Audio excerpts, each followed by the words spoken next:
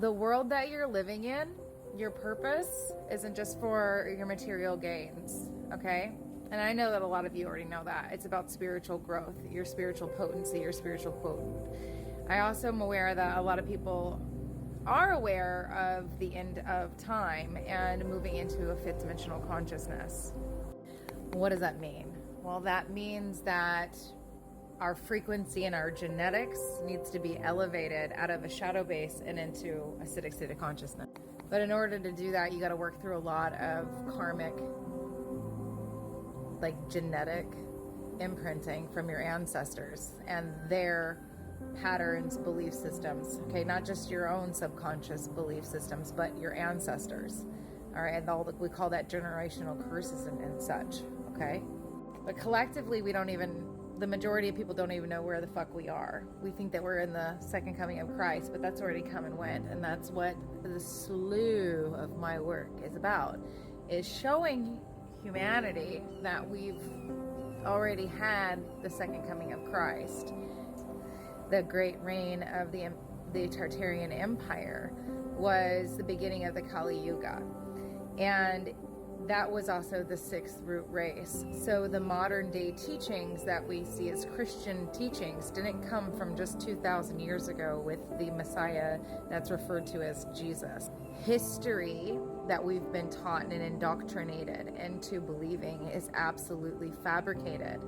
It's more of a fallacy than your Fae dragon novels. Alice Bailey was the one that brought through the most modern day esoteric teachings. And unfortunately, Miss Alice Bailey was unaware of the time frame in which she was existing within. So let's get to this. Alice Bailey was part of the reset and the re-establishment of the United States. She was alive during Nikola Tesla's day, Walter Russell's day and age, Helena Blavatsky, Rudolf Steiner, Neville Goddard, all of them were alive at the same time. And these are our great mystics of the beginning of the 20th century.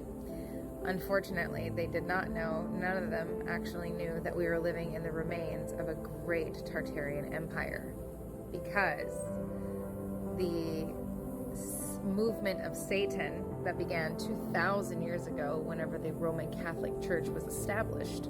Yes, look there. Yes, that is Satan. Those are Satanists. That is not God.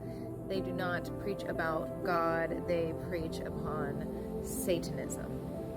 And we'll just leave it at that. But that was the rise, the short period that Revelation speaks about, with Satan coming after being released, or the devil being released for a short period after the second coming of Christ, which would be Christ consciousness, which would be the coming of the Tartarian Empire, which was a Christian, Christ conscious based empire. Please do your due diligence. I have links in my bio on my link tree that sends you straight to people that have done the research, and videos where you can listen to their drab videos discussing the ancient books that talk about the lost empire of Tartaria. Okay? All right. Now, to go into the sixth root race, Alice Bailey's work speaks about how the sixth root race will begin in Brazil. It's going to be in South America. Wow. Wow. Well, every root race creates 7 subroot races. And then it is reset, and they begin the next root race. What do we see in South America? Where do we see the Tartars move from? Tartars move from, let me just fill in the blanks, modern day Mongolia, Russia, and China, all the way across the Bering Strait. They came and they conquered the North Americas, and then they descended down into the South Americas, and that's where we see modern day Mayan. Yes, you guessed it. The Mayans were the end of the sixth root race. That was the future human, who were shamans of the cosmos, and they used 13 signs. They used a lunar and a solar calendar. So both, which is what, you know, in the 6 Root race, if you don't know, that's okay, I'll tell you. In the 6 Root race, there's supposed to be equality between dark and light. La da da. Before the 7th Root race is born, which is what we are. So let me throw out some keywords which would signify that we are the 7th Root race. By the way, there is Mayan, not just in the Yucatan. It's in Costa Rica, Venezuela. It is all the way down to Panama. That's just one of the mounds that they decided to, you know, clean up. There's so many mounds. I mean, geez, just look. 7 Root race would denote angelic, which is the Deva consciousness coming in to the physical form. Angelic consciousness, Deva is another word for angelic consciousness. And so the keywords here are in our collective with what would happen. Well, that would mean that the planet is going to go supernova. We're going to go supernova. What does a supernova look like? A solar flash. Okay. What is a starseed?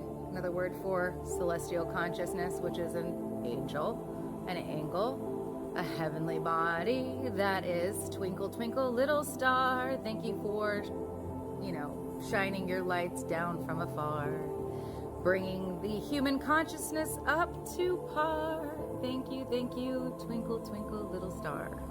I don't know. Anyways, not just that, okay? It is also about us having, in the collective, descended so far from the God consciousness as a whole.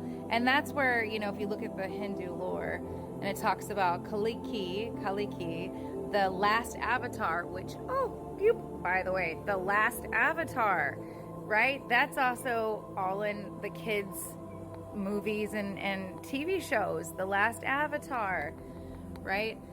We only produce that in which is written in our DNA. So when we see things that are projected into this hologram, whether that be TV shows, cartoons, novels, just people, experiences, it's because it's playing out in our genetics. That means it's already been there. So with the rise in, you know, Marvel and all this stuff and telling us that we're superhumans, we're immortal, well, that's what Kaliki is. Kaliki is the last avatar that comes in. It's the 10th avatar of Vishnu that comes in to destroy the personality, the ego, and to ascend the consciousness of Brahma into its completion, which would mean that we're angelic and we're coming into the end of time to end the lifespan, the 311 trillion years of Brahma.